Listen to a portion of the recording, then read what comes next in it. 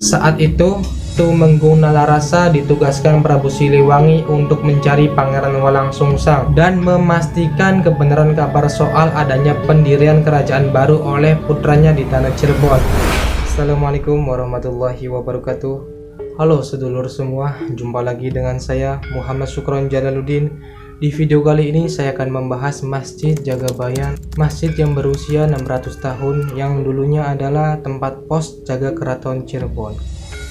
Nanti kita akan bahas apa itu Masjid Jagabayan, di mana lokasinya, siapa yang membangunnya, kapan dibangunnya, mengapa dirubah jadi masjid. Nanti kita akan bahas secara tuntas di video ini. Oke, sebelum lanjut, terima kasih buat sedulur semua yang sudah subscribe channel ini. Bagi sedulur-sedulur yang belum subscribe, silakan subscribe dulu dan tekan tombol notifikasinya.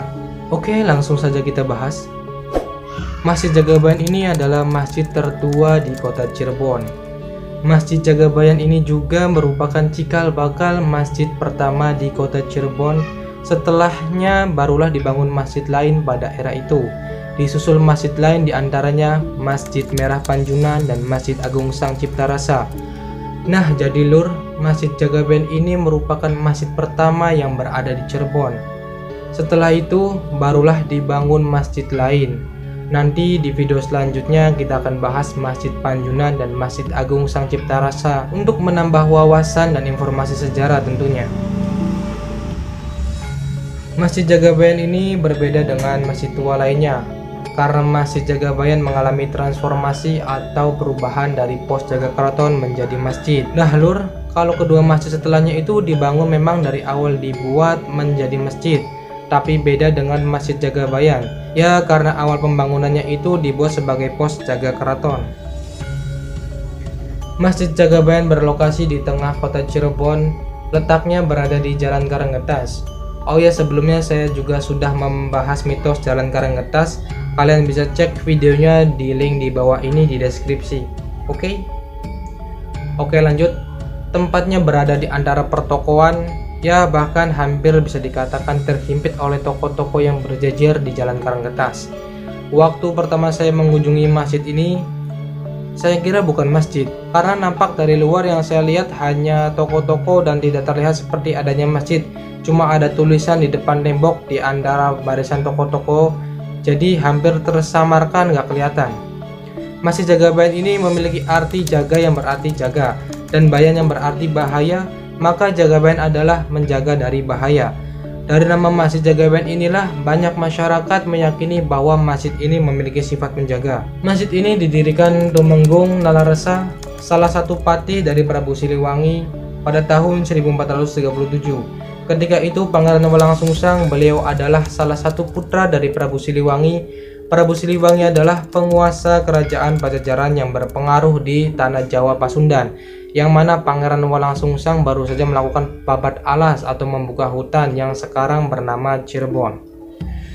Jadi lur, putra Prabu Siliwangi ini atau Pangeran Walangsungsang, beliau membuka wilayah baru untuk dijadikan tempat tinggal, yang sekarang menjadi wilayah kota dan kabupaten bernama Cirebon. Apa yang dilakukan Pangeran Walangsungsang pun membuatnya kini dikenal sebagai Mbah Kuwu Cirebon, yang telah membuka hutan menjadi kawasan tinggal. Saat itu, Tumenggung Nalarasa ditugaskan Prabu Siliwangi untuk mencari Pangeran Walangsungsang dan memastikan kebenaran kabar soal adanya pendirian kerajaan baru oleh putranya di tanah Cirebon. Setibanya di Cirebon, Tumenggung Nalarasa bukannya menemukan kerajaan, melainkan pondok-pondok mengaji. Pernah suatu kali dirinya masuk ke salah satu pondok. Dia menemukan Pangeran Walangsungsang yang dicarinya sedang mengajar murid-muridnya mengaji. Tumenggung Nalarasa pun kaget karena Pangeran Walangsungsang rupanya sudah menjadi pemeluk Islam. Ya, karena pada zaman itu agama Islam adalah ajaran minoritas di tengah mayoritas Hindu. Bukannya membawa Pangeran Walangsungsang pulang, Tumenggung Nalarasa justru turut memeluk Islam. Jadi Tumenggung Nalarasa ini tidak jadi membawa Pangeran Walangsungsang pulang ke Pajajaran, melainkan dirinya lebih memilih menetap bersama Pangeran Walangsungsang dan masuk agama Islam. Akhirnya namanya diganti menjadi Syekh Syarif Abdurrahman. Lalu Temenggung Nalarasa diberi gelar Tumenggung Jagabayan oleh Sunan Gunung Jati. Gelar ini didapat karena Pangeran Jagabayan yang mendirikan pos penjagaan, yang mana pos ini berfungsi untuk menyaring setiap orang yang masuk ke area keraton. Kalau ditarik lurus, lokasi Masjid Jagabayan ini sejalur dengan Keraton Kanoman, sehingga lokasinya memungkinkan untuk menjadi tempat menyaring orang yang datang. Jadi masjid ini itu dulunya digunakan sebagai pos jaga. Posisinya itu lurus depan gerbang keraton. Ya, berfungsi sebagai pengecekan gitu untuk menyaring orang-orang yang mau masuk wilayah keraton. Tapi sayang gerbang itu sudah tidak ada, sudah runtuh. Di sedulur yang mau lihat peninggalan sejarahnya, keratonnya masih ada. Sampai sekarang silakan sedulur bisa mengunjunginya. Pos penjagaan itu berubah menjadi masjid karena tempat ini sering dipakai berkumpulnya para wali untuk bermusyawarah di Cirebon. Nah lur, mengapa dijadikan masjid? Karena ketika musyawarah dilakukan, para wali ini sering sholat di pos penjaga itu.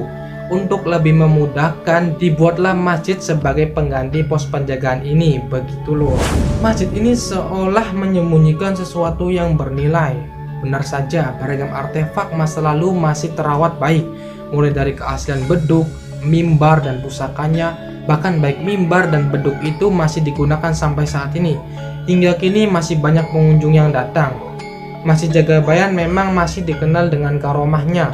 Banyak yang percaya dengan beribadah dan berdoa di masjid ini, hajatnya akan cepat kabul. Orang-orang yang usahanya jatuh bisa bangkit lagi, ingin naik jabatan, membersihkan diri dari segala penyakit, dan beragam tujuan lainnya. Tapi ingat bahwa apapun doa yang dipanjatkan dimanapun, yang terpenting niatnya adalah berdoa dan beribadah serta meminta hanya kepada Allah Subhanahu wa Ta'ala. Karena hakikatnya bukan tempat yang mengasih, tetapi Allah yang mengabulkan. Maka niat baik pun akan terlaksana insya Allah. Semoga video ini bermanfaat dan sampai jumpa di video selanjutnya. Wassalamualaikum warahmatullahi wabarakatuh.